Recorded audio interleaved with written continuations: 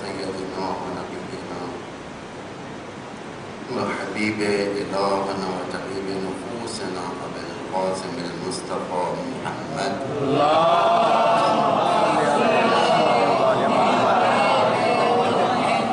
وعلى آله الأطيبين الأطهرين المنتجبين المطهرين المعصومين المظلومين الهداة المهديين والإمامات المستضعفين لا سيما بقية الله في الأرض ولعنة الله على أعدائهم من الآن إلى يوم الدين.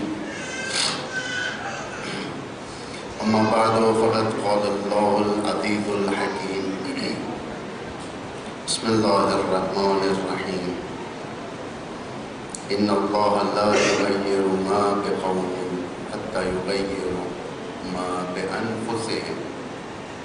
صلوات ارشاد فرمائیں.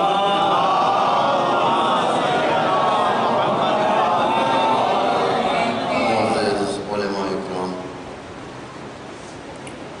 بزرگان ملت، میرے برادران،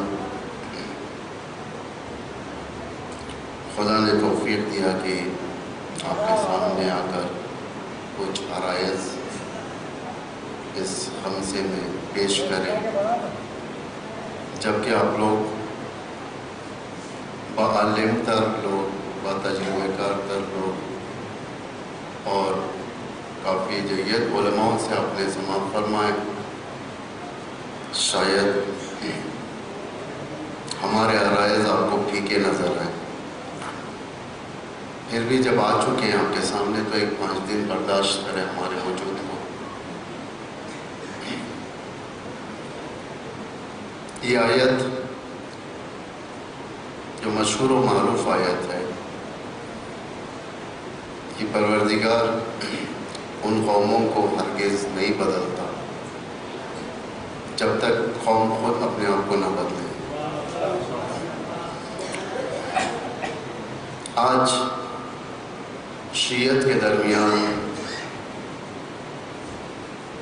داخلی اور بین الاقوامی سطح پر بہت زیادہ چیلنجز ہیں جسے ہمیں فیس کرنا ہے، ہمیں مقابلہ کرنا ہے. دشمن کے تمام ہتھیار شیعت کے روبرو ہیں. جس طریقے سے کربلا میں ابو عبداللہ حسین کے سامنے ہر قسم کا ہتھیار تھا، نیزے تھے، تیر تھے، بھالے تھے، الفاظ تھے، دشمن کے الفاظ، راوی تھے، پتھر تھے، لیکن اس ماڈرن زمانے میں بھی یہی ہتھیار شیعت کے مقابل میں سب سے بڑھ کر میڈیا، دشمن کے اتاق فکر جسے کہا جاتا ہے، تھنک ٹینک، دشمن کا تھنک ٹینک، اور معمولی پیسوں پر نہیں کام کر رہا ہے، بڑی رقم کے ماتحت، جس کا ہدف یہ ہے کہ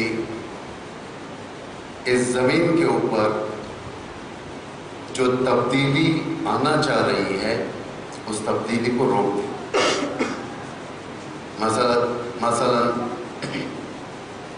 شیعت کا دائرہ بڑھنا پہلے محدود تھا، محدود ترین تھا پہلے، اس کے بعد تھوڑا وسیع ہوا، پھر اب دنیا کے کونے کونے میں شیعت پھیل رہی ہے،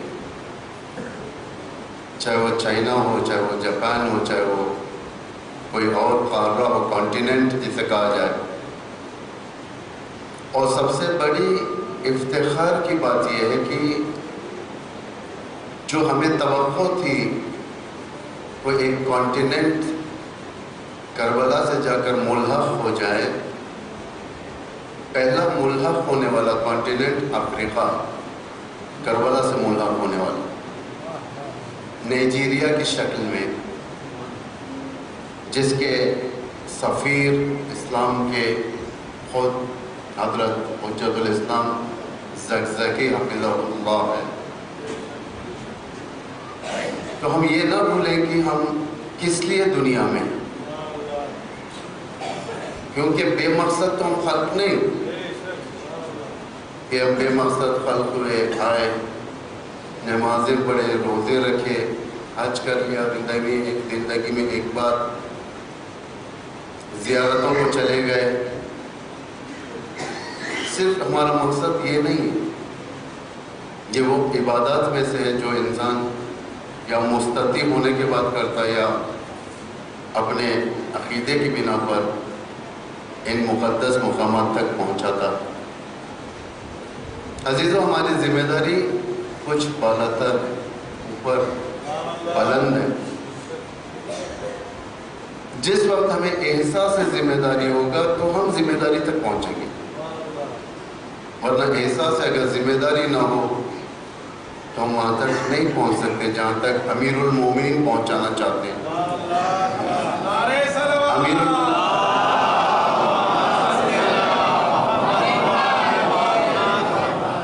امیر المومنین کا ہدف کیا ہے؟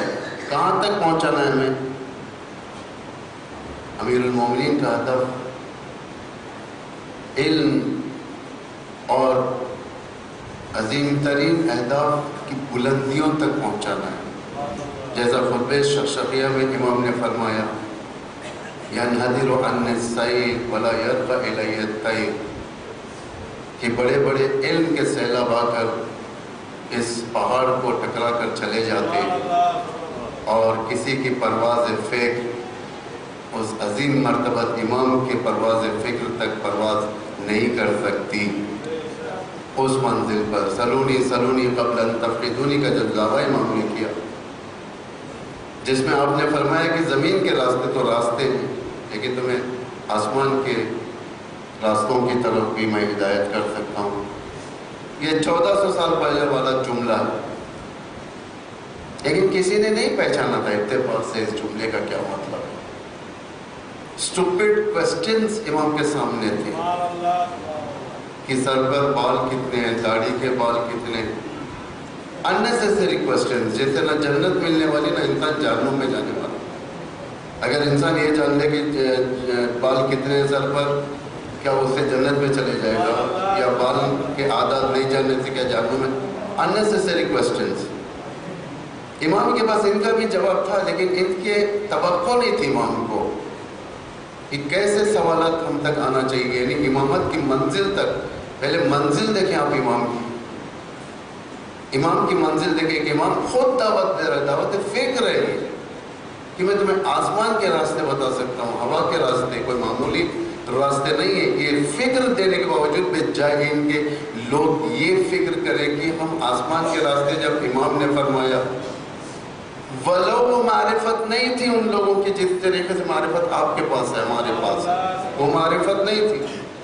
اس دور کے لوگوں میں مثلا اگر آپ بچے سے پوچھا جائے، کسی بھی چھوٹے بچے سے پوچھا جائے امام کو ڈیفائن کرو، امام کو بیان کرو، امام کے بارے میں بتاؤ کہ امام کیا چیز ہے، بچہ کہے گا کہ امام معصوم ہے، وہ ہمارے اندر دیکھتا ہے، ہماری ہر چیز اس کے سامنے ہے. امام قیامت تک کے لیے دیکھتا ہے.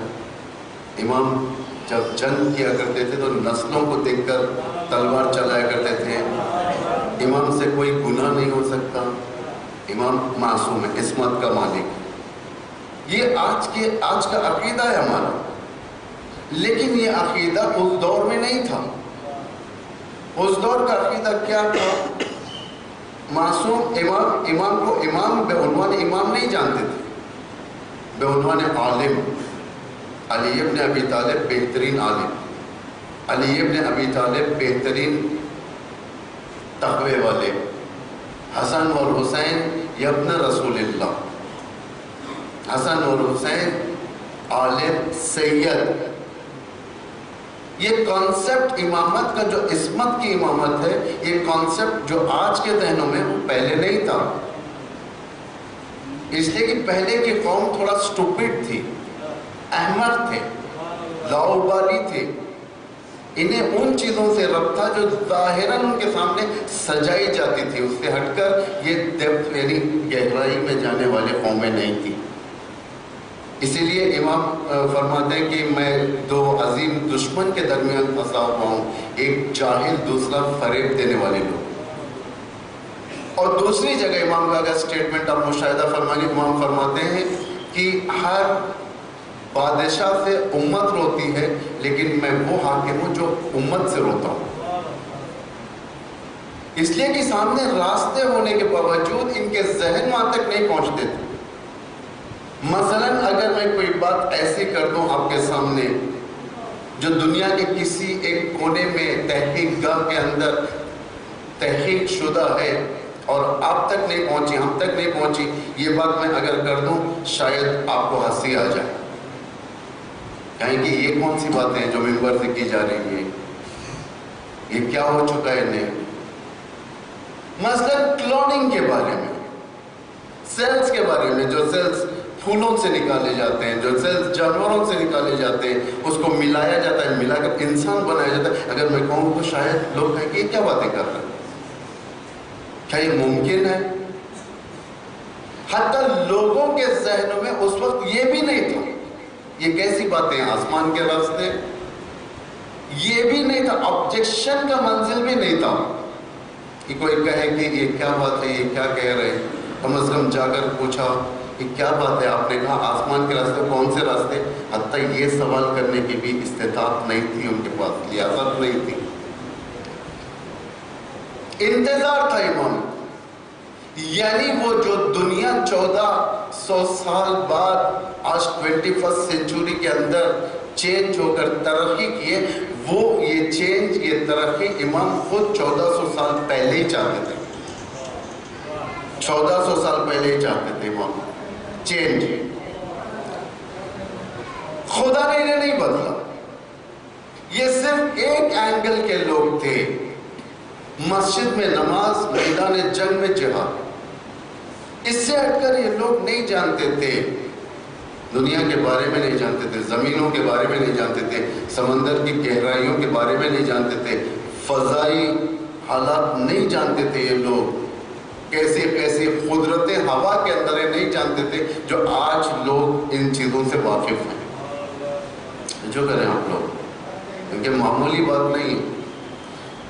خدا کہہ رہا ہے میں اس وقت تک تم لوگوں کو نہیں بدلوں گا جب تک تم خود نہیں بدلو۔ یہ اللہ کی سنت نہیں ہے کہ آسمان سے من و سلوہ نازل ہو جائے، ہر قوم من و سلوہ کی، ہر قوم پر من و سلوہ نازل نہیں ہو سکتا۔ من و سلوہ ایک خاص کیٹیگری کے لیے تھا، ایک خاص قوم کے لیے تھا، لیکن دوسرے اقوام چینج ہو سکتا ہے اس وقت جب ہم خود چاہیں گے۔ گندا انسان اس وقت تک گندا رہے گا جب تک گندگی دور نہیں کرے گا، آسمان سے خود بخود آ کر گندگی دور نہیں ہو جاتی اس کی۔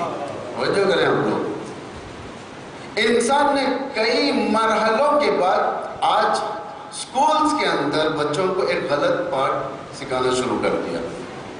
سکولز کے اندر پہلے انسان بندر تھا، جھک کر چلتا تھا۔ آپ دیکھیں ہسٹری بکس یا جو سائنس بکس ہیں جس میں علوم میں انسانی کی گفتگو ہوتی ہے، اس میں آپ دیکھیں گے کہ بندر تھا، بندر سے گوریلا ہوا، گوریلا سے چمپینزی ہوا، چمپینزی سے انسان ہو گیا۔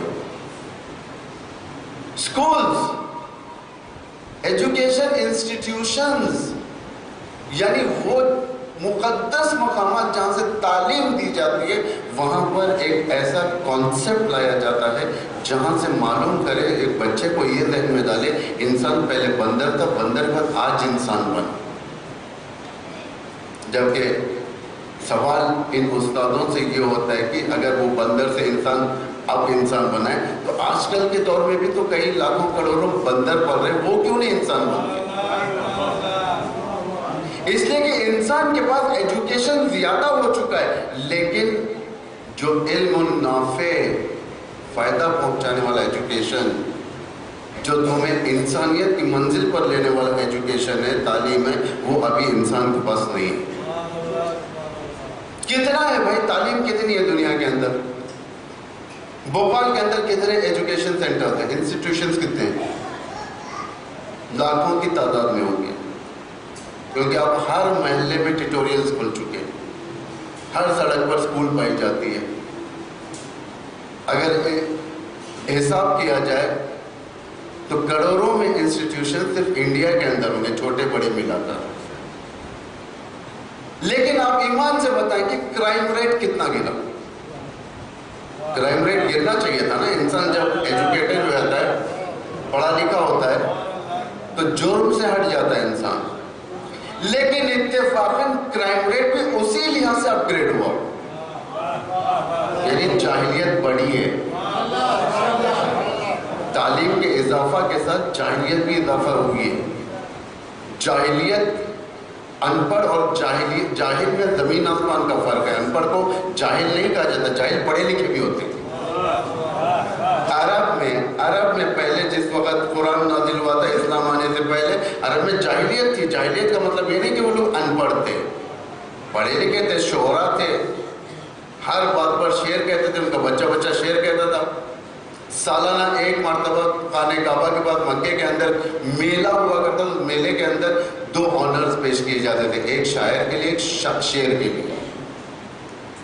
شعر کے لیے سال کا بہترین شعر خانہ کعبہ پر ٹنگا دیا، شاعر کے لیے سال کا بہترین شاعر خانہ کعبہ پر اس کا نام آ گیا۔ اسی لیے تو پیغمبر کے سامنے اِنَّا أَعْطَيْنَاكَ الْكَوْثَرَ نازل ہوا، جب لگا دیا گیا۔ یہ لوگ اتنے ایجوکیٹڈ تھے، اگر اِنَّا أَعْطَيْنَاكَ الْكَوْثَرَ ترجمہ کریں، ہم نے آپ کو کوثر عطا کیا، فَصَلِّ لِرَبِّكَ وَانْحَرْ، تو فصل نماز پڑھ، کس کے لیے؟ اپنے رب کے لیے، اور نہر کر یعنی صدقہ دے۔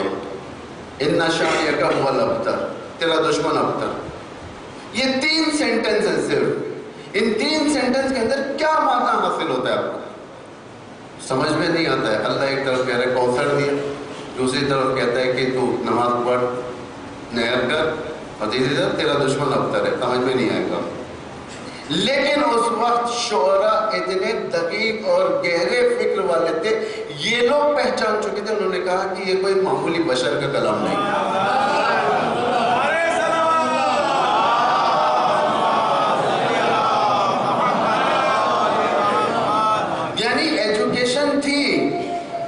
لیکن ایجوکیشن کا مس یوز ہو رہا تھا۔ اتفاق سے جاہلیت الاولیٰ تھی وہ، یعنی پہلی جاہلیت۔ پیغمبر کیا فرماتے ہیں؟ میں 2 جاہلیتوں کے بیچ میں آیا ہوں۔ اگر جاہلیت الاولیٰ ہے تو جاہلیت الاخریٰ بھی ہے۔ پہلی جاہلیت ہے جیسا آج کل ٹیلی فون کے اندر،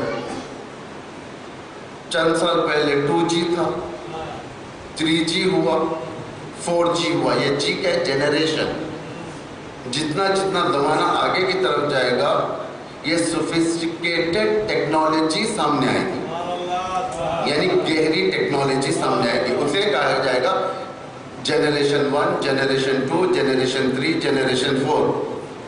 اسی طریقے سے جاہلیت کے بھی جنریشن تھے۔ اگر فرسٹ جنریشن پیغمبر سے پہلے تھا تو اس کا مطلب آج بھی جنریشن جاہلیت کا اپ گریڈ ہو چکا ہے، جس کے ہم شکار ہو چکے ہیں۔ آج اس جاہلیت کا عالم یہ، اس دور میں عرض معذرت، کیونکہ حقائق ہیں آپ کے سامنے پیش کرنا، لیکن عرض معذرت خواتین وغیرہ سنتی ہے، لیکن پھر بھی جاہلیت عرب کا یہ دستور تھا، اگر ایک عورت، ایک لیڈی کسی شاعر سے اٹریکٹ ہو جاتی تھی، یعنی شاعر پسندیدہ ہوتے ہیں، آئیکونز، جیسا اس زمانے میں آئیکونز ہوتے ہیں، شعراء میں آئیکونز ہوتے ہیں، بچے بہت پسند کرتے ہیں شاعر کو، اس کے کلام کو جلدی یاد کر لیتے ہیں۔ دنیا کے کونے کونے میں کوئی فلم انڈسٹریز میں آئیکونز ہوتے ہیں، ان کو یاد کر لیتے ہیں۔ جتنے بالوں کے سٹائل آج کل جوان رکھتے ہیں، کسی نہ کسی آئیکن سے متصل ہے۔ کوئی انڈیپینڈنٹ نہیں ہے، کوئی جانتا نہیں ہے۔ کپڑوں کا سٹائل یہ سب جنت سے اتر کر نہیں آئے کہ تم اس طریقے سے پہنا کرو، کوئی نہ کوئی آئیکن پہ گرفتار، کوئی نہ کوئی کسی نہ کسی کے تقلید میں۔ توجہ کرنا، اس دور میں یہ تھا کہ اگر کوئی شاعر، یعنی کافی اچھا شعر کہنے والا، کوئی شجاعت کے میدان میں، جنگ کے میدان میں اچھی تلوار چلانے والا آئیکن وغیرہ ہوتے تھے. تو اس کا یہ اثر اپنے بچوں میں لانے کے لیے اڈلٹری کا قانون اس وقت رائج ہو چکا تھا. جیسا آج ہمارے درمیان ہوا ہے ہندوستان میں اڈلٹری، یعنی ایک عورت اپنی مرضی سے اب فیصلہ کر سکتی ہے اپنا. یہ اس وقت تھا، جاہلیت کے دور میں تھا یہ. اور بہت سارے ایسے تھے جو جاہلیت کے دور میں قوانین تھے، لوگ پڑھے لکھے ہونے کے باوجود بھی ان قوانین کے شکار تھے. معیار پڑھا لکھا ہونا نہیں ہے، معیار یہ کہ پڑھنے کے بعد کتنا تمہارے اندر سے کرائم کم ہوا ہے. اگر علم کا میدان دیکھا جائے، شیطان کے پاس سب سے زیادہ علم تھا اور سب سے زیادہ ایکسپیرینس بھی تھا، اس کے پاس تجربہ بھی زیادہ تھا. کیونکہ دیکھیں شیطان کی ڈیبیٹ، اگر آپ دیکھیں گے شیطان کی ڈیبیٹ آج کے زمانے سے ملحق ہو رہی ہے. یہ فیکٹس آپ لوگوں کو، یہ حقائق آپ لوگوں کو معلوم رہنا چاہیے. یہ قوم آج بھی دنیا کے اندر ہے جو دنیا کی سب سے زیادہ پڑھی لکھی قوم تصور کی جاتی ہے، لیکن ان کی محبت کون سا ہے؟ خدا نہیں ہے، شیطان. شیطان کی پرستش. یہ آپ بت پرستی کو دیکھ کر یہ نہ سمجھے کہ شیطان پرستی ہے، یہ بت پرستی ہے. جو لوگ بت خانے جاتے ہیں، ٹیمپلز جاتے ہیں، گردوارے جاتے ہیں، اور بدھسٹ کے پاس جو عبادت خانے ہوتے ہیں، یہ سب بت پرستی ہے. شیطان پرستی ڈیفرنٹ. شیطان پرستی کے اندر ہر قوم کا آدمی ہے، شیعہ سے بھی ہے، سنی سے بھی ہے، ہندو سے بھی ہے، کرسچن سے بھی ہے، یہود سے بھی ہے. یہ ایک انوکھی قوم ہے جو ایک طبقے پر بیٹھی ہوئی ہے اور سب سے زیادہ پڑھی لکھی. نظام تعلیم دنیا کا یہی بناتی ہے. کہاں بیٹھ کر بناتے ہیں؟ وینا میں. وینا یوروپ، وینا میں بیٹھ کر بناتے ہیں یہ لوگ نظام تعلیم. شیطان پر ان کا بیسک عقیدہ یہ ہے کہ شیطان کلیم اللہ ہے، یعنی اللہ سے گفتگو کرنے والا، اور ڈر کے بغیر. اور کہتے ہیں کہ شیطان کی عبادت افضل ہے دوسری چیزوں سے. دلائل، کیونکہ بغیر دلیل کے نہیں ہوتے. اگر باطل بھی سر اٹھاتا ہے تو بغیر دلیل کے نہیں ہوتا، دلائل کے ساتھ ہی آتے ہیں سب. شیطان عبادت کرنے والوں میں سے تھا. اللہ نے ایک وقت ایسا آیا کہ اس کو ایکسپوز کر دیا، یعنی دنیا کو سامنے لا دیا. یعنی اس دنیا کے جو فرشتوں کے سامنے جتنی دنیا تھی، ان کی دنیا، اس کے سامنے شیطان کو ایکسپوز کیا. سب سے پرانا عابد من الجن، جناتوں میں سے تھا. 6000 سال اخروی، آخرت کے 6000 سال، دنیا کے نہیں. تو کہیں زیادہ طولہ نہیں چاہتے یہ 6000 سال. کتنا اندازہ لگائیں گے آپ؟ وہاں کا ایک سال دنیا کے 50,000 سال کے برابر، اتنا. اور بعض روایات میں بھی ہے، امیر المومنین فرماتے ہیں کہ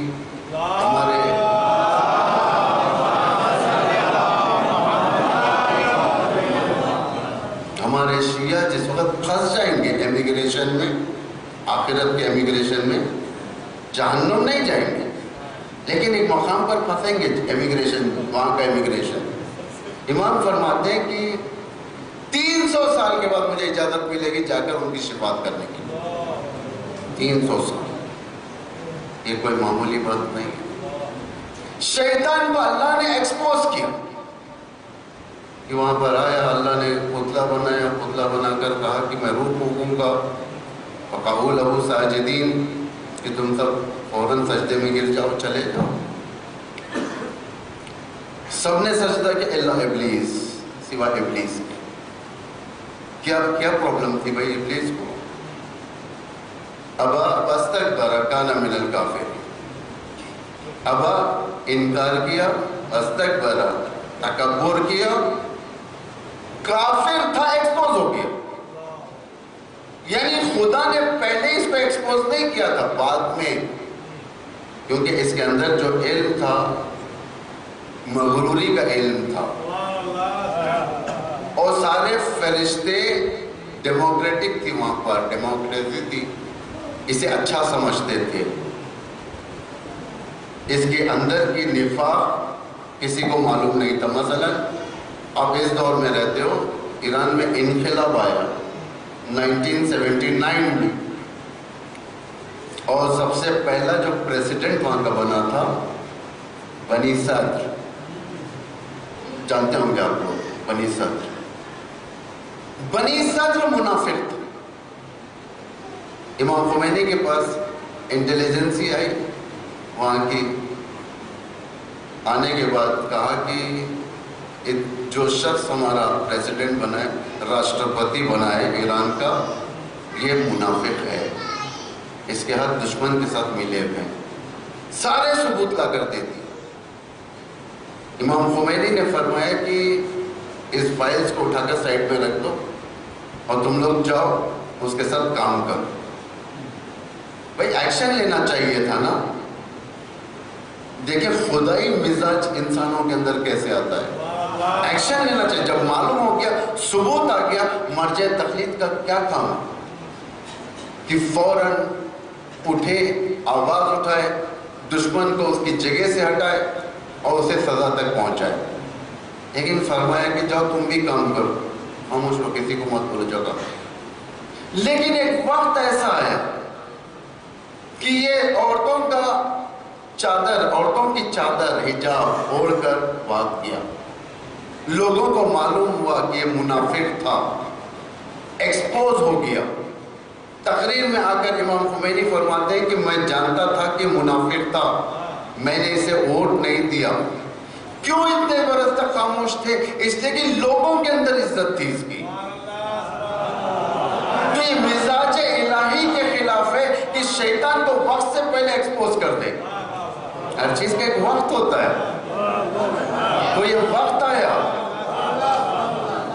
جیسے ہی کیا، جانے والا تھا، شیطان کو کہا کہ تو نکل جا. لیکن سب سے بڑی چیز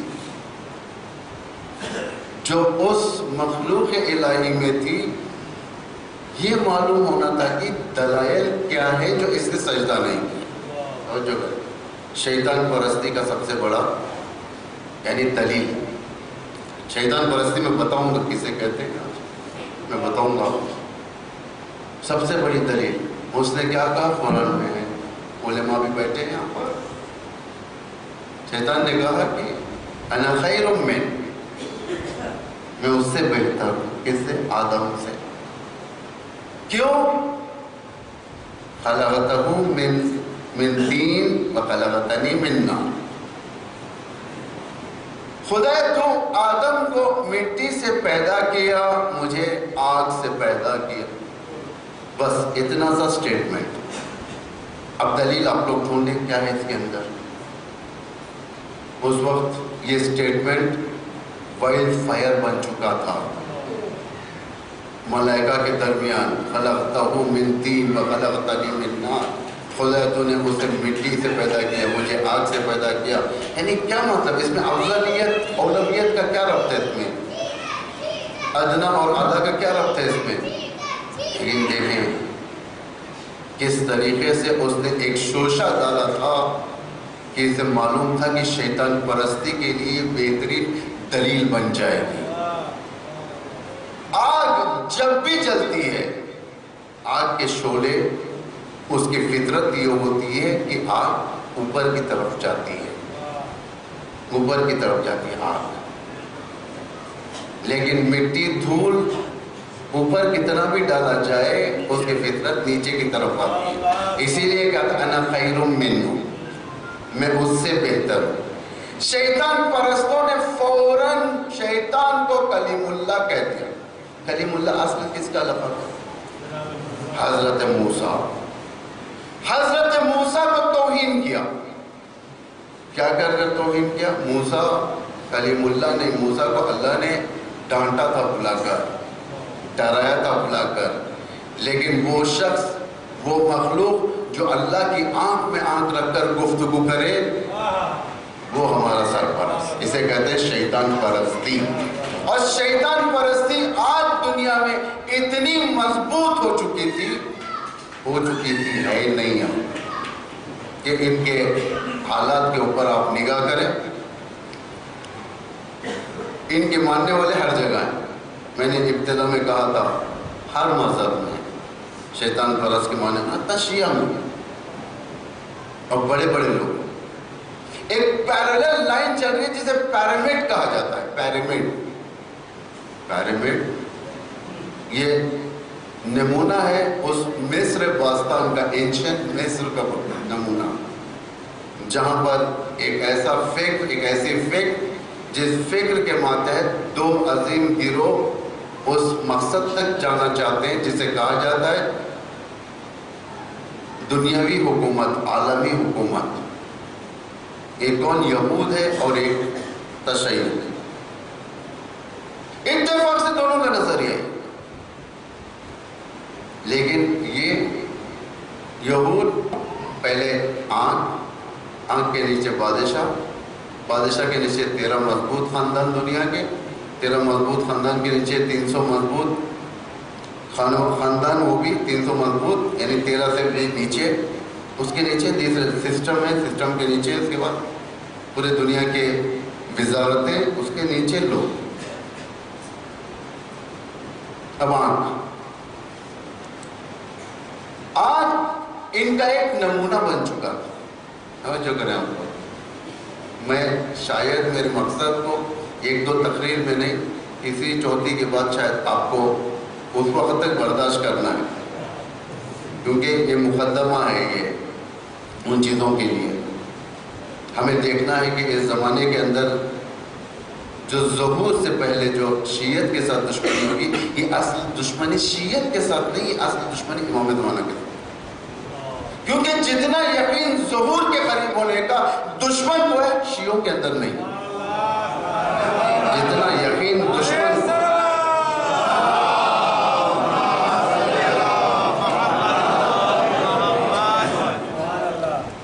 آگ کا جو کانسیپٹ ہے ان کا، البتہ انٹرنیٹ کے اوپر یہ تقریریں ہیں، مجھ سے بھی ہیں، دیگر علماء سے بھی ہیں، بہت سارے محققین نے بھی اس کے بارے میں اچھی نظر ڈالی ہے. آنکھ کا مطلب اگر آپ دیکھیں گے we are watching you، ہم تمہیں دیکھ رہے ہیں. آنکھ کی خاصیت دیکھیں، جب آپ کھولیں گے وہ مثلا تصویر، کسی کی تصویر ہو دیوار پر ہو، اگر آپ یہاں سائڈ میں بیٹھیں گے تو ایسا لگے گا کہ وہ آپ کو دیکھ رہے ہیں. اگر آپ اس طرف جائیں گے ایسا لگ رہا ہے کہ آپ کو دیکھ رہے ہیں. آپ اس کونے پہ جائیں گے تو ایسا لگے گا آپ کو دیکھ رہے ہیں. یعنی ایک تصویر ہے، صرف مردہ تصویر ہے، لیکن آنکھ اس طریقے سے فوکس ہے اس کیمرے کے اوپر، آپ جہاں پر بھی جائیں گے وہ آپ ہی کو دیکھیں. اگر آپ پردے کے پیچھے بھی جا کر پردے کو ہلکے سے ہٹا کر دیکھ گے، وہ تصویر آپ ہی کو دیکھ رہی ہے. اسی کانسیپٹ کے ماتحت انہوں نے آنکھ بنا کر کہا کہ کتاب بھی ہے اس کے اوپر، آپ لوگ تحقیق کریں. وی آر واچنگ، ہم تمہیں دیکھ رہے ہیں، مانیٹر کر رہے ہیں. کس طریقے سے کہ تم کیا کر رہے ہو، کیا نہیں کر رہے ہو، یہ ساری کی ساری تمہاری فائل بن رہی ہے. اب آئیے نہج البلاغہ کی طرف، کلمات خسار کی طرف لے کر جاتا ہوں. امام فرماتے ہیں جب اس خطبے کے یعنی اس حدیث جو کلمات خسار میں سے امام کی چھوٹے چھوٹے احادیث جو آخری حصے میں ہیں، نہج البلاغہ کے 3 حصے ہیں، خطبے ہیں، خطوط، ایک کلمات خسار. آپ لوگوں کو چاہیے کہ اس کے اوپر نگاہ وسیع کریں. پڑھتے تو ہیں آپ لوگ، لیکن وسیع کریں. امام نے بعض باتیں بتائی ہیں. آج جب ہم یہ حدیث پڑھتے تو ہمارے رونگٹے ٹھہر جاتے. آج سے اگر 20 سال پہلے جو بھی اس حدیث کو پڑھا، یا اس سے پہلے جتنا بھی آپ پیچھے جائیں، جو بھی اس حدیث کو پڑھے گا تو یہ تصور کرے گا امام نے قیامت کے بارے میں کچھ باتیں بتائی ہیں، محشر کے بارے میں. لیکن 21 سینچری آنے کے بعد، یہ صدی میں جس کے اندر ٹیکنالوجی اوج پر، یعنی پیک ہے ٹیکنالوجی کا، آج ایک منٹ کے بعد دنیا کے اندر کون سی نئی چیز ایجاد ہونے والی ہے اس کے اوپر بھروسہ ہے، لیکن معلوم نہیں ہے کہ کون سی چیز ایجاد ہوگی، اتنا اوج پر ہے ٹیکنالوجی۔ لیکن آج اس ٹیکنالوجی کے دور میں اگر ہم دیکھیں گے اور شیطان پرستوں کی جو حرکتیں اور جو سیاستیں مشاہدہ کریں گے، اللہ اکبر، امیر المومنین 1400 سال پہلے بتا چکے کیا ہے وہ۔ محمد فرماتے، ایک دو جملے یاد ہیں، بقیہ ترجمہ اس کا یاد ہے، میں آپ کو دو تین جملے مجھے اس میں سے کام ہے۔ محمد فرماتے ہیں اقاویلکم محفوظۃ، تمہاری آوازیں محفوظ کی جا رہی ہیں، تمہارے چہرے پڑھے جا رہے ہیں، تمہارے چہرے دیکھے جا رہے ہیں۔ یہ جب بھی اس حدیث کو پڑھا جاتا تھا تو لوگوں کے ذہن میں یہی ہوتا تھا کہ آخرت، تمہاری آواز محفوظ ہو رہی ہے، یعنی خدا کی ڈائری میں محفوظ ہو رہی ہے، تمہارے چہرے پڑھے جا رہے ہیں، یعنی کہیں آخرت میں یا کوئی اور یا اس طریقے کی کسی کا ذہن نہیں پہنچ سکتا تھا دنیا کے اندر کیا۔ لیکن آج شیطان پرستی نے دنیا کو اس طریقے سے اپنا ایک آلہ دنیا والوں کے ہاتھ میں دیا، آج ہمارے بھی جیب میں ہے وہ، جس کے ذریعے سے ایک آواز تو ریکارڈ ہوتی ہے، تو سب جانتے ہیں، ہے نا، جو ٹیلی فون میں خود موبائل میں جو اسمارٹ فونز ہوتے ہیں اس کے اندر وائس ریکارڈر ہوتا ہے، ایک کاپی یہاں ریکارڈ ہوتی ہے، ایک کاپی دشمن کے گھر کے اندر، دشمن کے گھر کے اندر، لیکن چہرے پڑے جا رہے ہیں، کیا بات ہے؟ توجہ کریں، آج کا جوان موبائل کو استعمال کرتا ہے لیکن حقائق سے بے خبر ہے، موبائل میں بڑے شوق سے سیلفی لیتا ہے، سیلفی یہاں گیا وہاں کی سیلفی، کھانا گیا کھانے کی سیلفی، فلاں گیا فلاں کی سیلفی۔ اتنا تو سب جانتے ہیں کہ یہ سیلفی کی تصویر تمہارے موبائل کے علاوہ کہیں اور جگہ حفظ ہو رہی ہے، اور کتنا دقیق دشمن ہو چکا ہے معلوم ہے آپ کو؟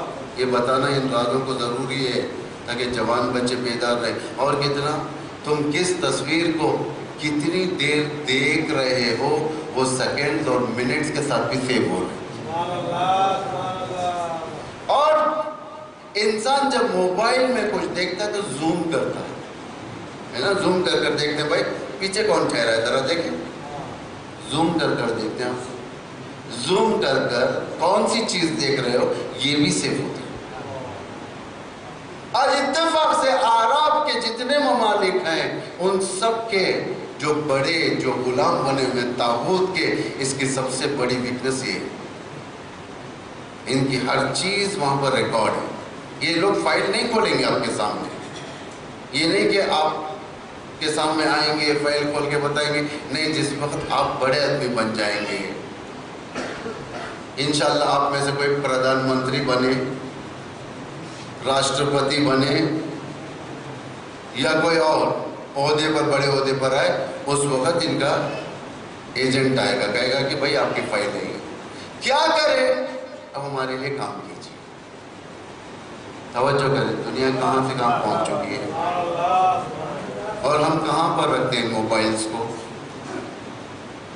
ایسی جگہ رکھتے ہیں جہاں ہر چیز ریکارڈ ہوتی ہے، جس کی دلیل یہ ہے، آپ سمجھیں جوان بچے، اس کی دلیل یہ ہے کہ اگر آپ موبائل سوئچ آف بھی کر دیں تو ایک بیٹری اندر چلتی رہتی ہے، جسے کہا جاتا ہے ٹائم کی بیٹری، اندر چلتی رہتی ہے۔ جب آپ آن کریں گے موبائل تو وہی ٹائم سے شروع ہوگا جو ٹائم اب چل رہا ہے نا۔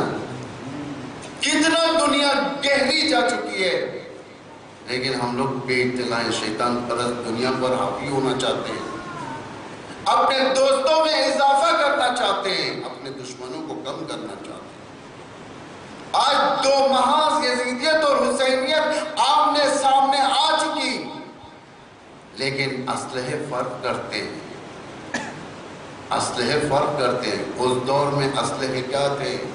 قاضی شرعی کا فتویٰ تھا، علماؤں کے فتوے تھے، شعراء کا یزید کی شان میں شعر کہہ کر امام حسین کے خلاف شعروں کو پڑھنا، تیر تھے، پھالے تھے، نیزے تھے، تلوار تھے، راویوں کے قلم تھے، لیکن دو محاذ تھے، ایک حسین کا تھا، ایک یزید کا محاذ تھا. لیکن آج حسینیت اور یزیدیت کا محاذ ہمارے سامنے ہے، لیکن ہمیں احساس نہیں ہے. ہمیں اس بات کا بالکل احساس نہیں ہے. ہم کس مقام سے گزر رہے ہیں، کہاں سے جا رہے ہیں، کہاں کس ہدف کو حاصل کرنا چاہتے ہیں، ہمیں کچھ بھی معلوم نہیں ہے. ہم بس اجدادی رسومات جو ہمارے اندر ٹرانسفر ہوتے ہوئے چلے ہیں، ہم اسی کو انجام دینا ہمارا شیوا سمجھتے ہیں اور اسی کے ٹریک کے اوپر ہم چل رہے ہیں. جیسا کہ امیر المومنین خود نہج البلاغہ میں فرماتے ہیں وَلَوْ اسْتَنْتَاقُ بَيْنَ عَرَصَاتِ تِلْكَ الدِّيَارِ الْخَاوِيَّةِ وَالرُّبُوعِ الْخَالِيَّةِ قَالَ الذَّهَبُ فِي الْأَرْضِ ضَلَالٌ وَذَهَبْتُمْ فِي أَعْقَابِهِمْ جُهَالًا. کہ ان کمروں کے اندر، ان گھروں کے اندر، ان دیار کے اندر جو ہمارے بزرگ رہا کرتے تھے، وہاں جا کر جب ہم نے سوال کیا کہ کہاں گئے یہاں کے رہنے والے، تو دیواریں ہمیں آواز دیتی ہیں، وہ چیزیں ہمیں آواز دیتی ہیں جو کل تک ہمارے بزرگ استعمال کیا کرتے تھے، ان کے لیے ایک رسم بن چکی تھی. وہ کہتے ہیں کہ یہ ضلالت کے عالم میں مٹی میں چلے گئے. قالوا ذهبوا في الأرض ضلالًا، ضلالت گمراہی کے عالم میں مٹی میں چلے گئے. جب انسان اس کمرے سے، اس دیار سے پلٹتا ہے، رخ دوسری طرف رخ کرتا ہے، دوسری طرف رخ کرتا ہے، تو پیچھے سے آواز آتی ہے وَذَّهَبْتُمْ فِي أَعْقَابِهِمْ جُهَالًا، تم بھی اسی جہالت کے عالم میں پیچھے جا رہے ہوں گے. یعنی چینج ہمارے اندر نہیں آیا، تبدیلی ہمارے اندر نہیں آئی. تبدیلی کیا ہے؟ تبدیلی اس طریقے سے ہونی چاہیے کہ انسان اپنی ساری کی ساری چیزیں امامت سے ملحق ہونے کے لیے چھوڑ دیں. مثلا ساری چیزیں اب آپ لوگ یہ مت سمجھے bank account, property, movable property, یہ سب نہیں. اسلام ان چیزوں کا مخالف نہیں ہے، بلکہ اسلام کہتا ہے کہ تم یہ ساری کی ساری چیزیں رکھو. اسلام غربت کا مخالف ہے، غربت کا مخالف ہے. یا بنی انی اخاف علیک الفقر، اے فردن، محمد نبی امیر المومنین نے فرمایا تھا اے فردن میں تمہاری غربت سے خوف کھاتا ہوں. غربت عربی غربت، عربی غربت نہیں، اردو غربت. فقر کہتے ہیں وہاں پر غربت کو، جو ہماری زبان میں غربت استعمال ہوتی ہے وہ فقیروں کو کہا جاتا ہے، غریبوں کو کہا جاتا ہے، جس کے پاس کھانے پینے کے اسباب نہ ہو، جس کے پاس کچھ نہ ہو. لیکن عرب میں غریب کو کہتے ہیں السلام علیکم یا غریب الغرب، سلام آپ پر، اے غریبوں کے بھی غریب. غریب مطلب بے کس، تنہا، جس کا کوئی مددگار نہ ہو، وہ غربت. یہ غربت میں زمین آسمان کا فرق ہے. علی ابن ابی طالب عربی زبان کے غریب تھے، اردو زبان کے غریب نہیں تھے. اردو زبان کے غریب نہ بنے، ہم نے اردو زبان کا غریب بنا امام. ایسا کہ امام کے پاس کچھ نہیں تھا، امام کے پاس یہ نہیں تھا، امام کے پاس کچھ. عربی زبان کے غریب بے کس تھے، تنہا تھے. حکومت تھی لیکن لوگ نہیں تھے، ہر چیز تھا لیکن یار نہیں تھے، اصحاب نہیں تھے. بے وقوف لوگ تھے، جاہل لوگ تھے، نادان لوگ تھے امام کے اطراف. الا قلیل، سوائے کم کے. یا بنی انی اخاف علیک الفقر، اے فردن میں تمہاری غربت سے خوف کھاتا ہوں. فاستعذ باللہ منہ، اللہ سے پناہ مانگو. غربت کو اپنے پاس آنے نہ دو، اللہ سے پناہ مانگو. کیسے پناہ مانگو؟ ہارڈ ورک کرو، محنت کرو، اپنے فیلڈ میں آگے بڑھو تاکہ تم کسی کے محتاج نہ ہو. ہارڈ ورک کرو. امام اپنے بچوں کو سکھاتا ہے، بیت المال کا عادی نہیں بناتا امام، کسی کے چندوں کا عادی نہیں بناتا. امام کا کام یہ نہیں ہے. امام چاہتا ہے کہ وہ خود اپنی زندگی میں مستطیع رہے، اتنا ہنر اس کے پاس رہے، شیعہ کے پاس، کہ وہ کسی کے سامنے ہاتھ نہ پھیلے. فَإِنَّ الْفَقْرَ مَنْخَسَةٌ لِلدِّينِ، غربت دین کی کمزوری ہے. کیسے دین کی کمزوری ہے؟ مسلمان نہیں رہتا انسان. پہلے زمانے میں ہم سنتے تھے کہ لوگ ہندو سے مسلمان ہوئے، اہل سنت سے شیعہ ہوئے، کرسچن سے مسلمان ہوئے. لیکن آج الٹا ہو گیا. آج شیعہ ہندوازم کی طرف جاتے ہیں، آج شیعہ تلک لگاتے ہیں، آج شیعہ مندروں کے سامنے جا کر پوجا کرتے ہیں، آج شیعہ مسجدوں کی جگہ کے مندر کے لیے دیتے ہیں، آج شیعہ خلاف توقع بیان، خلاف توحید بیان دیتے ہیں۔ یعنی زمانہ الٹا ہو گیا ہے۔ یوم موعود ایک ایسا دن جب امام تشریف فرمائیں گے، بہت سارے شیعہ دشمن کے لشکر میں جائیں گے امام سے جنگ کرنے کے لیے، اور بہت سارے لوگ امام کی طرف آئیں گے، وہ لوگ کرسچن ہوں گے، وہ یہود ہوں گے، جو تھنک ٹینک کی ٹیم ہوگی، جو دنیا کے نظام کو اس وقت جو دار و مدار جن کے اوپر ہے، جو بیٹھ کر دنیا کو چلاتے ہیں، یہ لوگ امام کے پاس آئیں گے۔ ثبوت کیسے آ جائیں گے؟ موسیٰ کا دور، موسیٰ کے سامنے، موسیٰ کے مقابل میں آنے والے معمولی لوگ نہیں تھے، جادوگر، فن پر مہارت رکھنے والے تھے، یعنی ولی خدا کے مقابل میں آئے تھے یہ لوگ، فن پر مہارت رکھنے والے، جادو پر مہارت رکھنے والے، لیکن جب ہار گئے کہا کہ ہم ایمان لائے موسیٰ و ہارون کے رب پر۔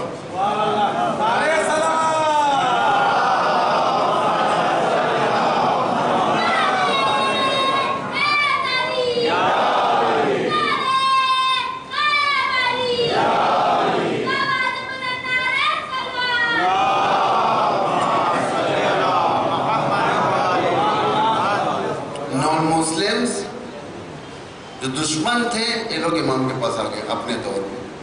یعنی اسی طریقے سے بڑے بڑے تھنک ٹینک والے ٹیم ہوں گے۔ ہسٹری ریپیٹس، قرآن میں کوئی آیت فضول نہیں۔ اگر موسیٰ کے سامنے یہ واقعہ ہوا تھا تو آج بھی ہیں ایسے لوگ، آج بھی لشکروں کے اندر، بلکہ واضح تر کہوں امریکہ اور اسرائیل کے لشکروں کے اندر آج بھی کوئی حر ہے جو امام کے پاس آئے گا۔ توجہ کریں ہم لوگ۔ فَإِنَّ الْفَقْرَ مَنْقَصَةٌ لِلدِّينِ، غربت دین کی کمزوری ہے۔ آج بہت سارے گاؤں ہیں، آپ ساؤتھ میں تشریف لائیں، مولانا باقری صاحب جانتے ہیں اس بات کو کہ ساؤتھ ہمارا اس وقت کرسچینٹی مشنری کا ایک اڈا بنا ہوا ہے، کہ بہت سارے ایسے بڑے بڑے محلے ہیں ہمارے پاس، محلے جو کرسچین مشنری نے خرید لیے، ان کے پاس اخلاق ہے، ان کے پاس ایجوکیشن ہے، ان کے پاس میڈیکل ہے۔ آپ کو معلوم ہے کہ انڈیا کا مشہور ترین ہاسپٹل میڈیکل مشنری ساؤتھ میں ہمارے تمل ناڈو میں، چنئی کے پاس، دنیا کی اور بہترین اخلاق کے ساتھ۔ 10 سال پہلے کی بات، ایک گاؤں سے اگر دوسرے گاؤں کی طرف جانا ہوتا تو راستے میں صرف جنگل نظر آتے تھے، لوگ کم نظر آتے تھے، یا مندر نظر آتے تھے، لیکن اس 10 سال کے اندر اتنا فروغ چڑھا ہے کہ ہر آدھے کلومیٹر پر ایک چرچ ہے، اور اندر آنے والی عورت، بچے، مرد تو مرد، ان کے ہاتھ میں بائبل ہوتی ہے۔ بہت ساری ہماری عورتیں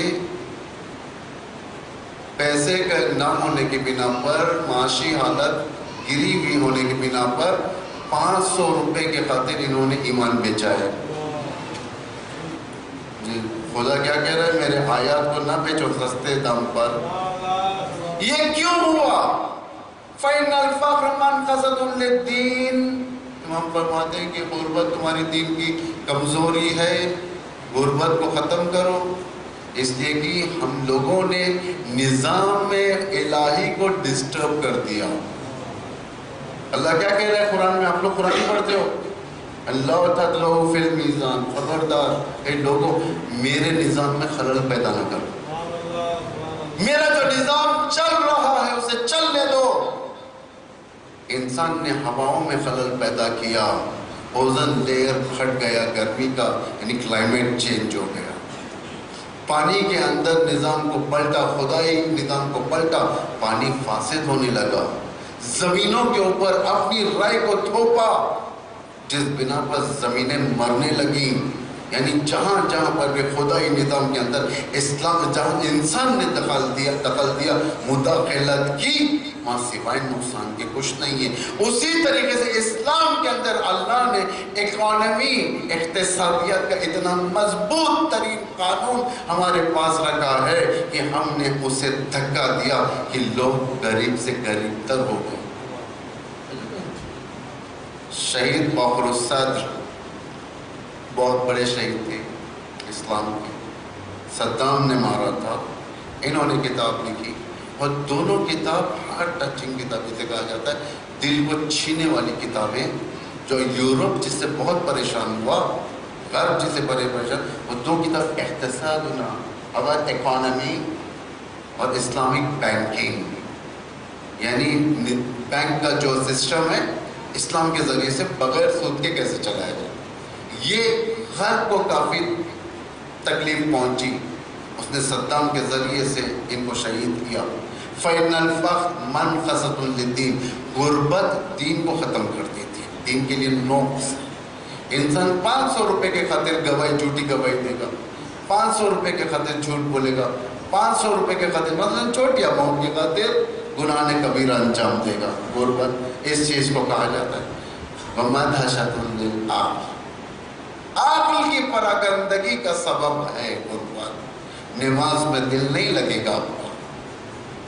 الحمدللہ رب العالمین الرحمن الرحیم سورہ پڑھتے رہیں گے، ذہن یہ ہوگا کہ میں بیوی بچوں کو کیا کھلاؤں، میرے بیوی بچے بھوکے، نماز میں دل نہیں لگے گا، 1 گھنٹہ مجلس میں دل نہیں لگے گا. اس لیے کہ نظام اصل پائے، اسلام کے پائے جو اقتصاد ہے اس کو، اس لیے امام فرماتے ہیں کہ یہ نقصانات ہیں. اس لیے دیکھیں اہل علم کے اندر ہے، اگر علماء ہماری تائید کریں تو اہل علم کے لیے مستحب یہ ہے صاحب اقتصاد، جو انسان کے اقتصاد اچھے ہو وہ مسلح پر ہر ایک کو آنے کا حق نہیں. آپ مالک اشتر کا خط اٹھا کر دیکھیں جو امیر المومنین نے مالک اشتر کو دیا تھا، اس میں جو جسٹس کے کوالیفیکیشنز امام نے بیان کیے، جج بننے کے کوالیفیکیشن، اس میں یہ ہے کہ صاحب حیثیت ہونا چاہیے، یعنی اس کی تنخواہ اتنی ہوگی سب سے زیادہ کہ وہ دوسروں کے پیسوں پر نگاہ نہ رکھے. کیونکہ امام جس چیز سے خوف کھا رہے تھے عزیزوں، اس جملے کو لانے کے لیے امام جس چیز سے خوف کھا رہے تھے، آج اتفاق سے وہی چیز ہمارے درمیان آ گئی. بیشترین ممبر ان لوگوں کے ہاسٹیج میں چلے گئے، ان لوگوں نے اغوا کر رکھا ہے جسے اہل بیت کے معارف سے ان سے ربط نہیں ہے بلکہ ان کے بزنس سے ربط ہے. کمرشل ممبر کمرشل بن چکے ہیں، مسلح کمرشل بن چکا ہے. یعنی انسان آج بہت سارے مقامات پر جا کے دیکھو. میں جب یہاں پر آیا، وہ جو بینر لگا ہوا ہے، علماء کی صورت کا بینر لگا ہوا ہے، جو تصویریں کون کون آنے والا ہے، اب تک کے دل ہے تھوڑی دیر کے لیے تو میں دنگ رہ گیا. بھائی یہ لوگ اتنے تجربے کار علماء کو سنا ہے کہ ہم کو کیا سنیں گے، ہم کس کھیت کی مولی ہیں. لیکن یہ یہاں کی خصوصیت ہے، یہ آپ لوگوں کی خصوصیت ہے. کم جگہوں پر ہوتا ہے جہاں پر ممبر صحیح ہاتھوں میں جائے، ورنہ ممبر آج کمرشل بن چکا ہے، محراب کمرشل بن چکا ہے. اب ممبروں کو دیکھ کر حق کو نہیں پہچانو. صرف جنگ جمل میں ایک جوان، آپ جیسا ایک جوان آیا امیر المومنین کی خدمت میں نے آپ کی خدمت کو تمام کیا. امیر المومنین کی خدمت میں آیا کہ کہنے لگا کہ اس طرف آپ، اس طرف وہ چلے. وہ بھی رسول سے، رسالت سے تعلق رکھتے، آپ بھی رکھتے ہو. حق کہاں ہے؟ امام نے فرمایا کہ صورت دیکھ کر حق نہیں پہچانا. پہلے حق کی شناخت کرو، بعد میں صورت خود بخود سامنے آ جائے.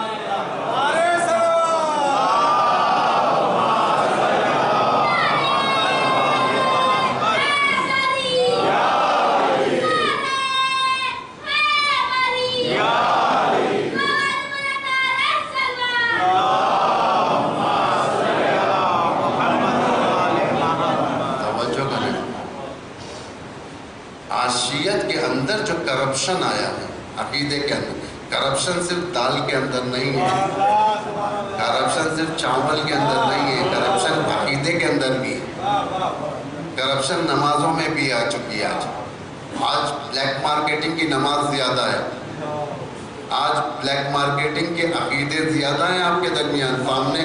چیلنجر اس لیے ابتدائی تقریر میں میں نے کہا تھا کہ آپ کے سامنے قومی، نیشنل، لوکل اور انٹرنیشنل چیلنجر زیادہ ہیں، قومی اور بین الاقوامی چیلنجز زیادہ ہیں۔ یہاں پر ایمان بچانا بڑی مشکل ہے، کیونکہ مسجدیں ہیں سامنے، ایک نبوی مسجد کے سامنے ایک مسجد زرار بھی ہے، ایک امام خدا کے سامنے امام زلال بھی ہے، ایک امام گمراہ کرنے والا، ایک امام ہدایت کرنے والا۔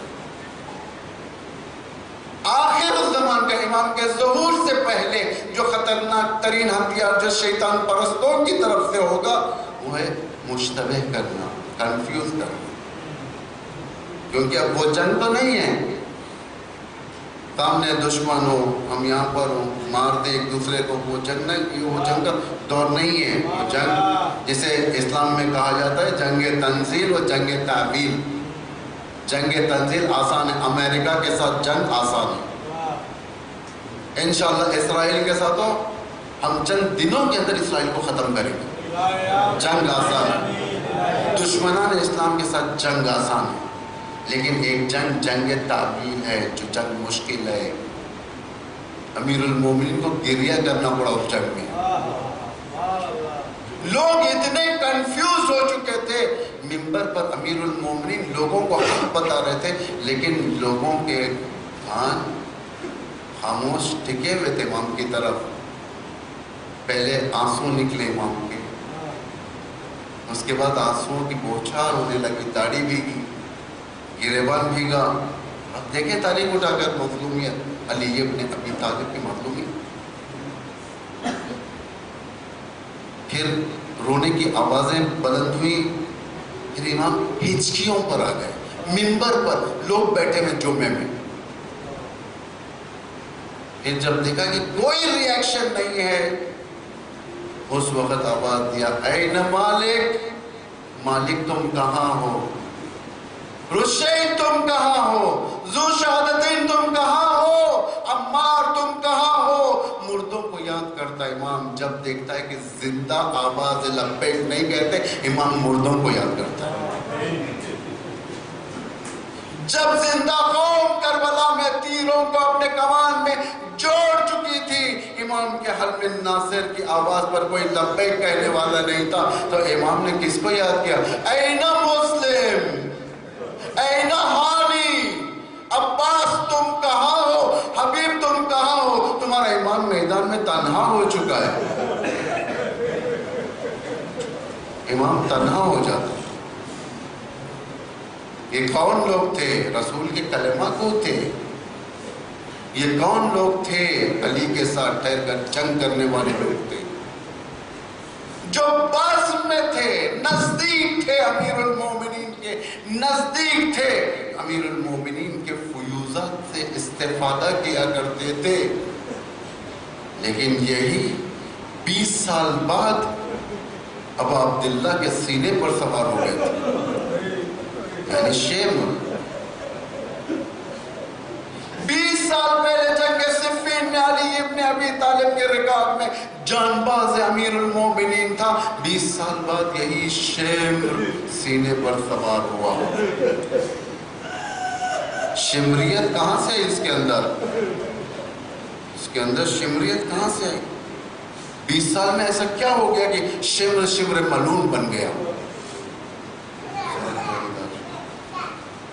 بڑا عقیدہ پر ناز تھا اس سے، یہ کہتا تھا کہ میں خدائی ہوں، میں خدا کی راہ میں جنگ کرنے والا شخص ہوں۔ یہ ختم ہو گیا، ختم ہو گیا۔ دشمن کی ایک تبلیغ نے شمر کو ختم کر دیا، دشمن کی ایک تبلیغ، اور دوسری طرف دشمن کے دامن میں ٹھہر کر جنگ کرنے والے 20 سال پہلے صفین میں معاویہ کے لشکر میں تھے، 20 سال بعد حسین ابن علی کے لشکر میں آ گئے، اور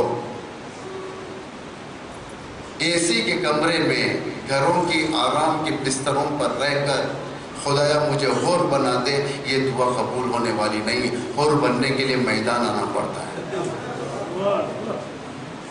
لا تقربوا الصلاة ان کنتم سکارا، پڑھتے ہیں نا آپ لوگ، علماء آکھتے ہیں اس کے اوپر ہائی لائٹ کرتے ہیں، آپ لوگ سنتے ہیں کہ نماز کے نزدیک نہ ہو اگر تم نشے کے عالم میں ہو۔ 99% لوگ اس نشے سے مراد شراب لیتے ہیں۔ نشہ ہر چیز کا ہے، شراب کا نشہ ہے، دولت کا نشہ ہے، حکومت کا نشہ ہے، شہرت کا نشہ ہے۔ جب تک یہ نشے تمہارے اوپر ہوں گے تم نماز تک نہیں، تم حسین تک نہیں آ سکتے۔ حور کے اوپر نشہ تھا، جب حسین کے لجام میں فرس پر ہاتھ ڈالا تھا تو امام نے فرمایا تیری ماں تیرے غم میں بیٹھی ہے۔ نشہ تھا، کس چیز کا نشہ تھا؟ حکومت کا نشہ تھا، ایک سوم کا مالک تھا، حکومت کا نشہ تھا، دولت کا نشہ تھا، شہرت کا نشہ تھا، نہیں جا سکا امام کے پاس۔ لا تقربوا الصلاۃ کی منزل تھی کہ تم نماز کے نزدیک نہیں ہو اگر تمہارے اوپر نشے ہو تو۔ صبح عاشور حور نے دولت کا نشہ اتارا، کیسے؟ سارے کوفے کے اندر جو دولت تھی اس کو لات ماری، اس نے دوبارہ اس کی طرف مڑ کر نہیں دیکھا۔ لشکر کا نشہ اتارا، اس کے ساتھ 1000 کا لشکر آیا تھا، سب کو کہا کہ تم چلے جاؤ، اب تمہاری ضرورت نہیں۔ لشکر کا نشہ اتارا تھا، حکومت کا نشہ اتارا تھا، ہر نشہ جب اتار دیا اور امام حسین کی خدمت میں چلا، اب کیا ہے؟ کچھ نہیں ہے، صاف ہے، ہاتھ بندھے ہوئے، سر نیچے۔ جب سارے نشے اتر گئے اب عبداللہ کی خدمت میں پہنچا، اس وقت امام نے اپنے ہاتھوں سے حور کی ٹھڈی کو پکڑا اور کہا حور ارفع راسک، اور کیا نیچے سر جھکائے؟ سر اٹھا اپنا بلند کر، کل تک تیرے اوپر نشہ تھا، سر نیچے رکھنے کے قابل کا تھا، آج نشہ نہیں ہے، سر اٹھا۔ یہ حسین ابن علی تک پہنچنا ہے۔ دشمن آ چکا تھا، دشمن کی گود سے لوگ اب عبداللہ کے پاس گئے، اب عبداللہ کے پاس سے لوگ دشمن کے پاس گئے۔ کس طریقے سے عظیم وقت تھا یہ۔ بیٹے کو بھیجا شہادت کے لیے، روایت میں یہ بس وقت ختم ہو گیا، بقیہ انشاءاللہ کل پڑھوں گا، فعلاً مصائب پڑھ دیتا ہوں حضرت علی اکبر کے، کیونکہ بہت ساری باتیں کربلا سے رب بھی پتہ نہیں تھی، انشاءاللہ آپ کو بتائیں گے۔ امام حسین پہنچ گئے حور کے جنازے پر، جیسے حور کا بیٹا گرا، بیٹے کے جنازے پر پہنچ گئے۔ پہنچنے کے بعد جیسا کہ دستور العمل تھا امام کا، شہید ہونے والے کا سر کو اپنے زانوں پر رکھتے تھے۔ حور کا بیٹا آخری سانسیں لے رہا تھا، شہید ہو چکا تھا۔ امام نے احساس کیا پیچھے سے کوئی آنے کا، کوئی آ رہا ہے، اس کے پیروں کی آواز آ رہی ہے۔ امام سمجھ گئے کہ اور کوئی نہیں، حور کا ضعیف باپ ہے، تو بیٹے کا ضعیف باپ بول رہے آ رہا ہے۔ جیسے ہی باپ پیچھے سے آیا، امام نے کیا کیا؟ اپنی ابا اٹھائی اور حور کے بیٹے کے منہ پر ڈال دیا۔ اس سے کہا حور تو چلا جا، تو نہیں دیکھ سکے گا، جوان بیٹے کا لاشا ہے، حور تو چلا جا۔ اس لیے کہ بیٹے کا لاشا معمولی لاشا نہیں ہے، اس کے بدن پر تیر بھی ہیں، اس کے بدن پر تلوار کے نشان، اس کا بدن یعنی کئی جگہ سے کھل چکا ہے تلوار کے نشان سے۔ ظاہر بات ہے کوئی باپ اپنے بیٹے کا اس طریقے کا لاشا نہیں دیکھ سکتا۔ بھائی ہمارے بھی اولادیں کبھی مر جاتی ہیں ہمارے سامنے، لیکن بدن سالم ہوتا ہے، بدن سالم ہوتا ہے، اتنا دکھ نہیں ہوتا، صبر کر لیتے ہیں۔ لیکن ایک باپ، بوڑھا باپ اپنے بدن کا، زخمی بدن کا جنازہ دیکھے جو ہر طرف سے پھٹا ہوا ہو، اس کا دل کیا کہے گا؟ اللہ رے اللہ، حسین نے کیا تدبیر نکالی تھی، لیکن ایک وقت وہ تھا جب علی اکبر زمین پر آئے، آواز دی بابا میرا آخری سلام۔ اللہ کیسے پہنچے؟ آنکھوں سے نور ختم ہو چکا تھا، کبھی اندھیرا پن آتا تھا، کبھی چلتے تھے، کبھی گرتے تھے، کبھی سنبھلتے تھے، پھر آگے بڑھ کر آواز دی، علی اکبر آواز دو تاکہ میں تم تک پہنچوں۔ دشمنوں نے ہنہنانا شروع کیا، دشمنوں کی آواز بلند ہو گئی۔ حسین اپنے بیٹے کے جنازے پر پہنچے، اس عالم میں کہ بیٹے کے سینے پر برچی تھی، بیٹے کے بدن پر زخم کے نشان تھے، دم توڑ چکا تھا۔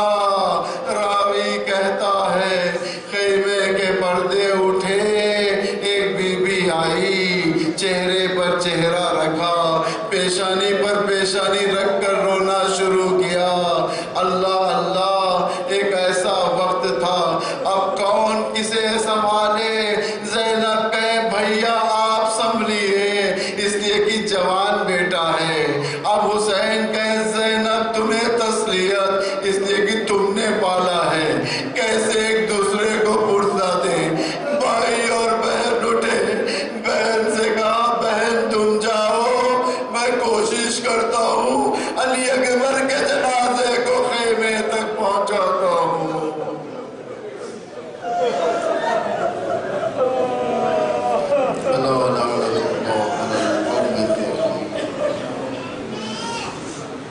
سَيَعْلَمُ الَّذِينَ ظَلَمُوا خداوند اسلام و مسلمین کی نصرت و نصرت فرما، جہاں جہاں پر بھی مومنین ہیں ان کی جان مال عزت آبرو کی حفاظت فرما، پرچم اسلام کو روز بروز سر بلند فرما، پرچم کفر و نفاق کو سرنگون فرما، خداوند آل سعود کو نابود فرما، مکہ اور مدینے کو آل سعود کی نجس پنجوں سے آزاد فرما، علماء اعلام مراجع تقلید بالخصوص ولی امر مسلمین کو طول عمر عطا فرما، امام زمانہ کے ظہور میں تعجیل فرما، ان سب کو ان کے عوام انصار میں قرار فرما۔